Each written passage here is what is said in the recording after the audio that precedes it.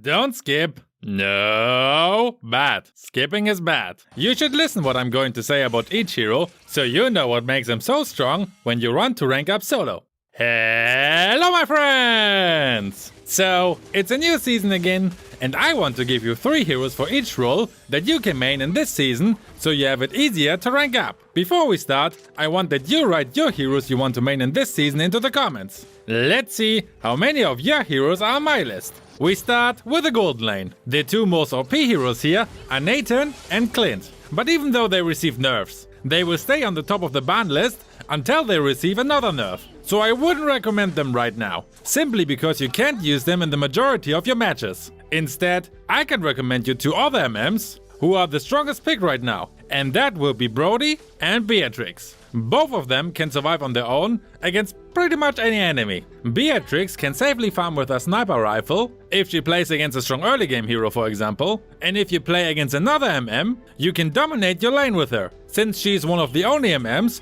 who deals already a good amount of damage in the early game. Brody, on the other hand, has great survival skills with his second and ult, while also dealing a good amount of damage. Once you locked on your counterpart, you can start to harass them and only give them the choice to retreat, what means they can farm, or they try to come near to you, which is really difficult against him because of his second skill and ult. Both of them are also strong in the late game, although a MM like Moskov or Irithel is stronger. These kind of MM just really lack the early game potential, so before they reach the point where they become strong, the game is often already lost. Now to the 3rd hero on the gold lane. This was more difficult, because there are many awesome gold lane heroes. In the end I chose a hero that is maybe not the obvious choice, Bane.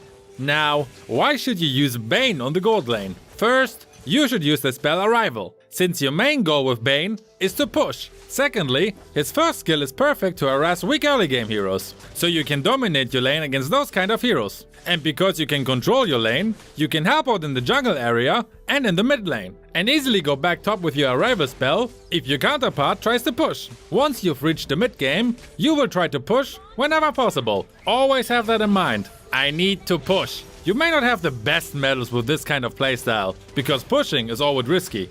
But would you rather have a 65% win rate with bronze medals or a 50% win rate with MVP loss medals? If you don't care about medals and only want to win games, Bane is one really good hero to do that. Also, another advantage is that you can use him also very well in the jungle or on the XP lane. Now, I also want to give you the honorable mentions for the gold lane. These are heroes who are also very strong, but just didn't make it into the top 3. If you use them to rank up, you're doing nothing wrong basically. So, the honorable mentions are Alice, Aldog, Argus, Farsa, Lunox, Lilia, Bruno, the Cat Girl, Popol and Cooper, and Kimi. Next, we go on the other side of the map, the XP lane. First, the new hero Edith is obviously banned in the section now. Banned in the section? In the ban section now, my god. And joining here is as always Paquito.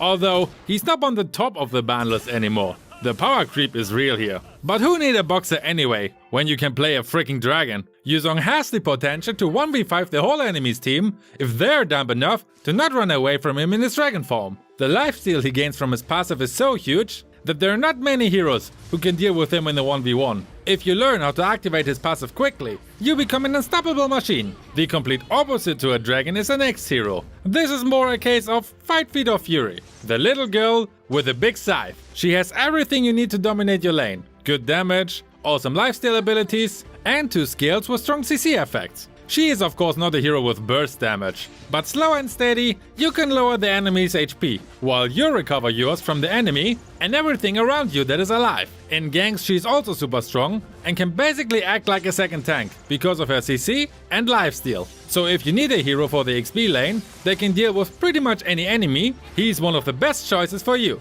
As a 3rd choice, I want to mention multiple heroes, because they all have only one purpose in this case. Pushing. I'm talking about heroes like Sun, Marsha, Badang, or as mentioned before, Bane. One problem we all face as solo queue players is that we can't trust our allies. But with a hero that can push fast and is strong in a 1v1 situation, you can not only push turrets, but also the ranks up quickly. You are less dependent on your teammates with a hero like this, because whatever they do, you are pushing, and therefore keep at least one enemy busy. With the spell Arrival, you can also jump in between the lanes and push the turrets faster away than the enemy can react. And the more turrets you push away, the less safe your enemies are from your allies. And when the enemy is dominating you, just try to backdoor them and get a sneaky win. These are actually the best wins you can have. Now to the honorable mentions. Fovios, whenever you play against a hero with dash skills, Barats, Lapu Lapu, Uranus, and Esmeralda. After we were now on both side lanes, it's time to move to the mid lane. Bard is of course Valentina. She basically got even buffed instead of nerfed despite being on the top of the band section like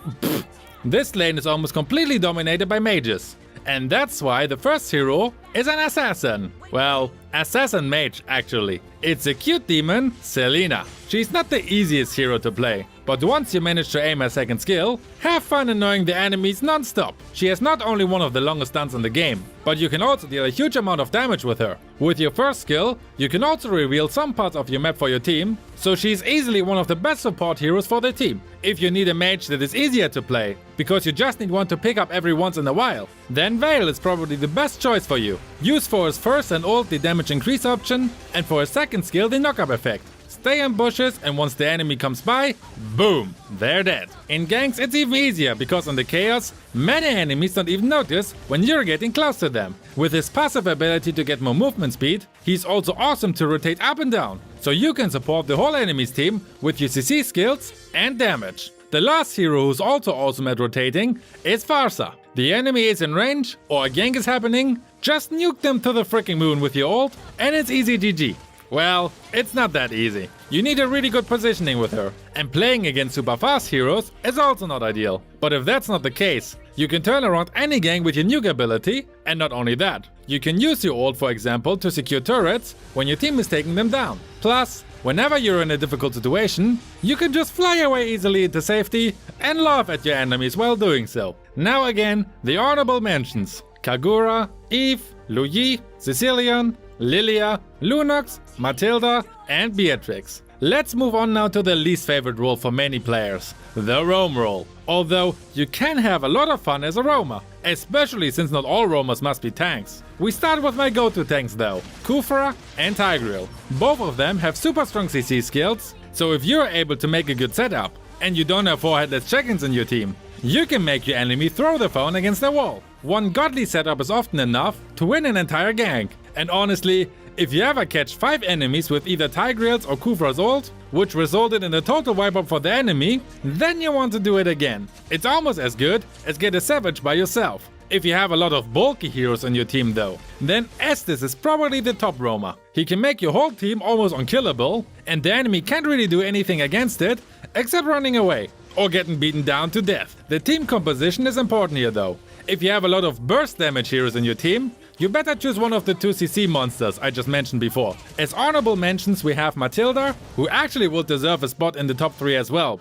Johnson, if you have a strong partner like Bane or Odette. Hylos, Lolita, Angela when you have a bulky jungler like Roger for example, and most likely Minotaur once he receives his buff. Last, we have our lovely junglers. In the corner of shame, we have Eamon and Nathan. Come back after you get serious nerfs, you tryhards. As first option, we have the bulky version of a jungler.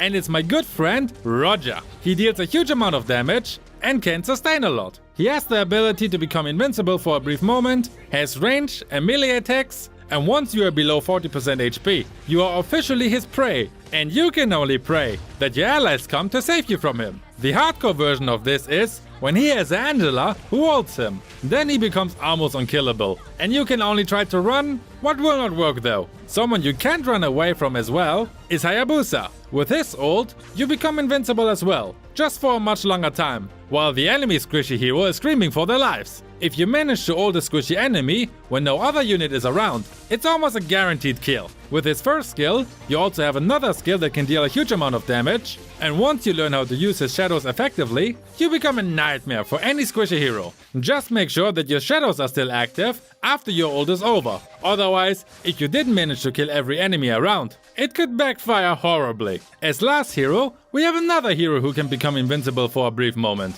This seems to be the top argument for this role. It's our pretty boy, Lancelot. For him you need some quick fingers to control his dashes, but once you manage to do that, you can easily just dash towards the enemy's backline, take them out, and back out again without a scratch.